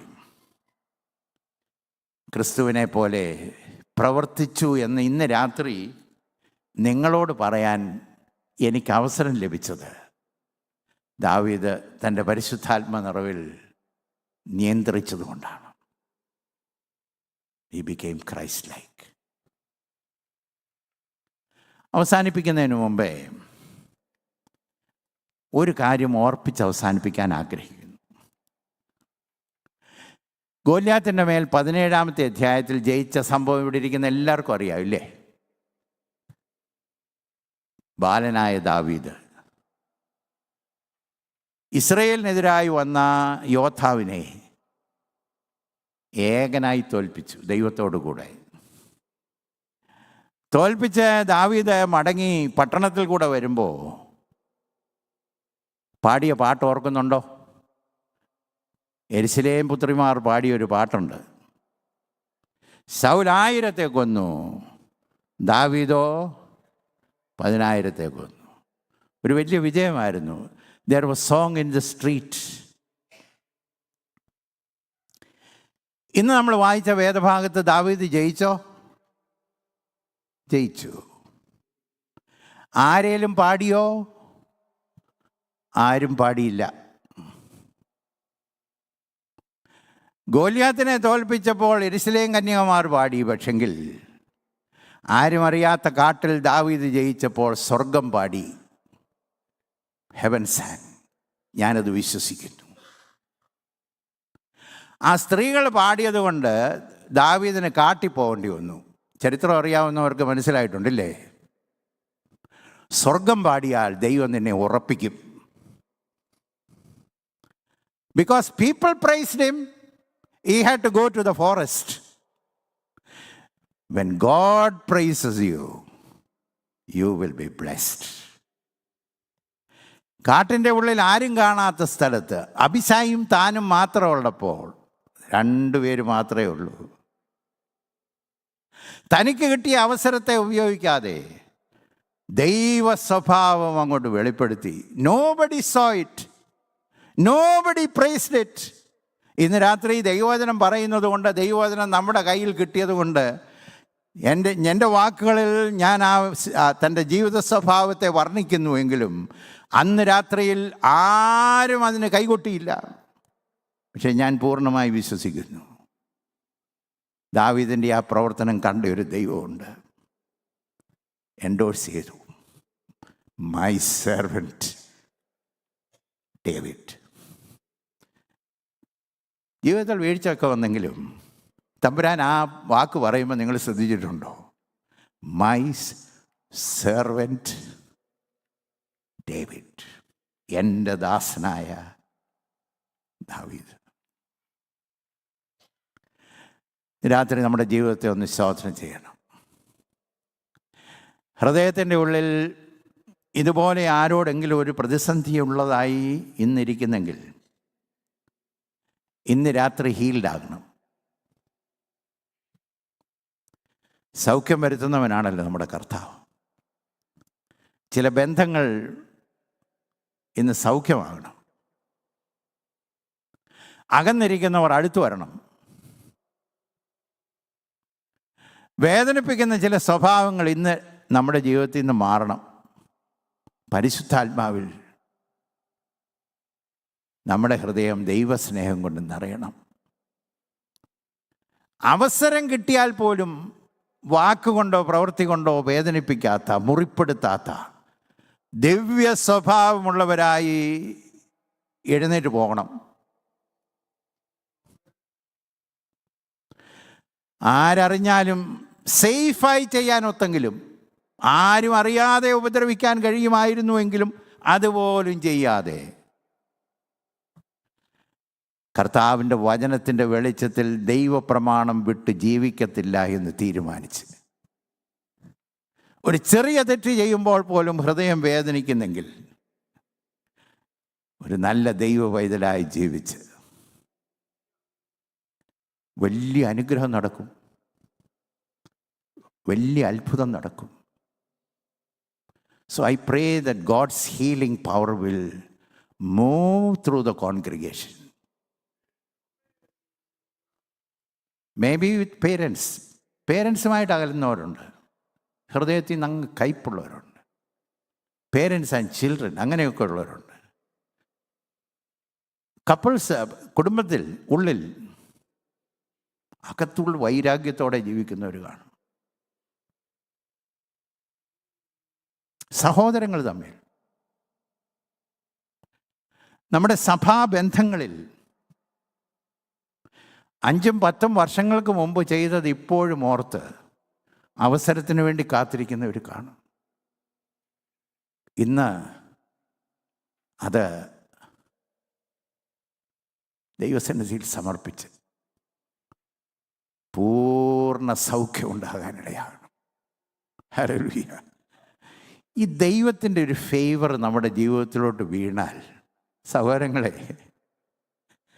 നമ്മൾ ഈ കഠിനമായി ആഗ്രഹിച്ച് അധ്വാനിച്ചുണ്ടാക്കുന്ന ഈ സന്തോഷത്തേക്കാൾ just the lovely favor of God falling on you, it is so blessed. അത് തരാൻ കഴിയുന്ന ഒരു കർത്താവ് ഇന്ന് രാത്രി നമ്മുടെ നടുവിൽ വന്നിട്ടുണ്ട്. ഇത് ഹൃദയത്തെ ഒന്ന് തൊടണം, സൗഖ്യമാകണം, വിടുതൽ പ്രാപിക്കണം. ഇവിടെ നിന്നൊരു പാട്ടോടുകൂടെ go from here with the song in your heart and mouth. ഇവിടുന്ന് പോകുമ്പോൾ പാട്ടോടുകൂടെ പോകാനിടയാകണം. തലകളെ വണക്കം, പ്രാർത്ഥിക്കാം.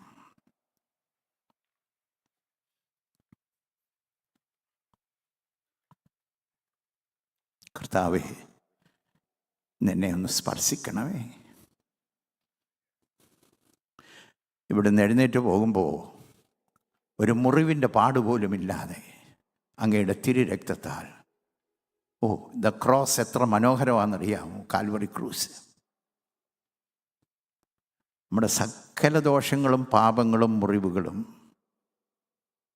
ആഴമായിട്ടുള്ള മുറിവുകളും സൗഖ്യമാക്കുന്ന ഗിലെയാദിലെ സുഗന്ധ തൈലം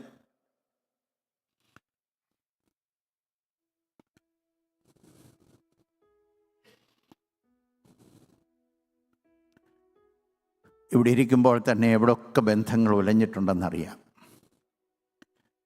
ആരോടൊക്കെ ഹൃദയത്തിൽ. നമ്മുടെ തെറ്റുകൊണ്ടല്ല, നമുക്ക് ലഭിച്ച, നമ്മളാണ് സ്വീകരിച്ചത്, ദാവീദിന് കിട്ടിയതുപോലെ. But we feel so bad. ഹൃദയത്തിനകത്ത് take it to the Lord. Give it into his hands. അവൻ്റെ കരത്തിലോട്ടൊന്ന് ഇട്ട് കൊടുത്തേ.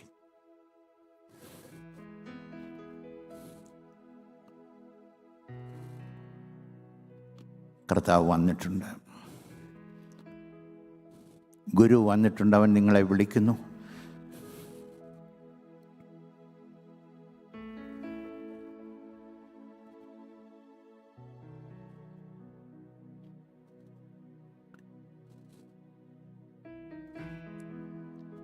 കർത്താവെ, കീഴ്പ്പെടുന്നു.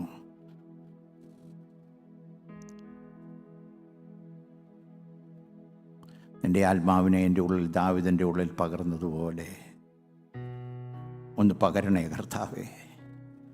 ആ ആത്മാവിൽ ജീവിക്കാനുള്ളൊരു കൃപ തരണേ. ഞങ്ങളെക്കൊണ്ട് സാധ്യമേ അല്ല, ഞങ്ങളുടെ സ്വന്തം ശക്തി കൊണ്ട് സാധ്യമേ അല്ല. നിൻ്റെ പരിശുദ്ധാത്മാവിൻ്റെ ശക്തി, ആത്മനിയന്ത്രണത്തിലുള്ളൊരു ജീവിതം.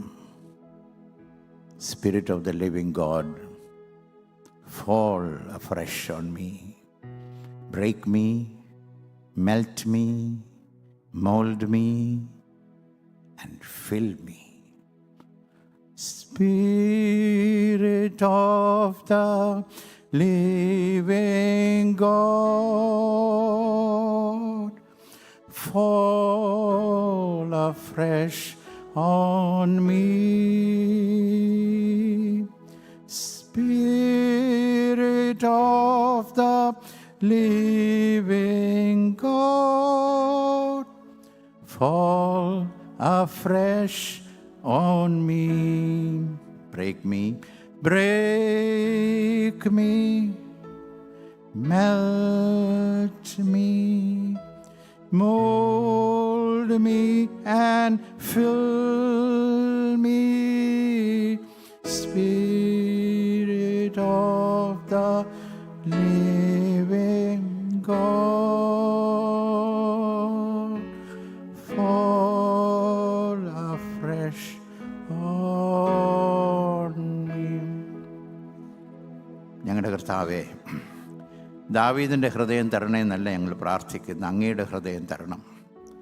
ദാവീദിൻ്റെ ആത്മാവിനെ തരണമെന്നല്ല പ്രാർത്ഥിക്കുന്നു, അങ്ങയുടെ ആത്മാവിനെ ഞങ്ങൾക്ക് തരണം.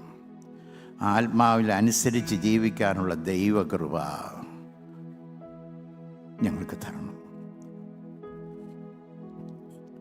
ഇന്ന് രാത്രി ഈ ആലയത്തിൻ്റെ ഉള്ളിൽ ഏതൊക്കെ കോണുകളിൽ ആളുകൾ ഇരുന്നിട്ടുണ്ടോ, അവിടെയെല്ലാം ദൈവത്തിൻ്റെ അത്ഭുതത്തിൻ്റെ പ്രവൃത്തി അനുഭവിച്ചു പോകാനിടയാകണം. ക്രിസ്തു യേശുവിൻ്റെ നാമത്തിൽ തന്നെ.